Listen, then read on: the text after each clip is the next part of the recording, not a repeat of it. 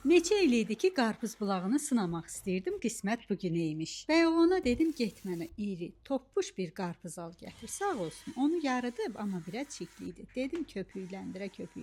Qəşəng çimizdirim. Bilirəm, izləyicilərimin bu səhnələrdən sonra ürəyi gedir. Təmizləyib, quruladıqdan sonra başlayıram hazırlığa. Alt hissəsi rahat otursun deyə bir əhcək kəsdikdən sonra keçirəm üst hissəyə. 1-2 top çıxarıb dadına baxıram, müsibət, şirin, ləzzətli qarpız idi. İndi isə sıra blenderə gəlir. Bu sırada ehtiyatsızlıq edib Trendyoldan yeni aldığım ağ köynəyimi bulayıram. Qarpız ləkəsini nə ilə aparmaq olar? Yazın gəlsin. Həyətdə nanə toplayıb yuxarı qalxıb şou göstərmək istəyirəm, amma o da alınmır. Burada da Trendyoldan aldığım yeni kranı sizə göstərmək istəyərkən əlimdən salıram, ümid eləyirəm ki, xarab eləmədim. Qarpızın aşağı hissəsindən deşik açdıqdan sonra kranı bura bərkidirəm. Nanəyə də həyatı başa salıb qarpızın içərisinə yollayıram. Üzərinə də süzgəcdən keçirdiyim qarpız suyunu tökürəm. Sonda da bura limon sıxıb nanəni, limonlu buz parçaları əlavə edirəm. Vəssalam, qarpız bulağım hazırdır. Gəlin indi sınayım görüm dadı yaxşıdır yoxsa yox. Öz aramızda mənim yaman xoşuma gəldi.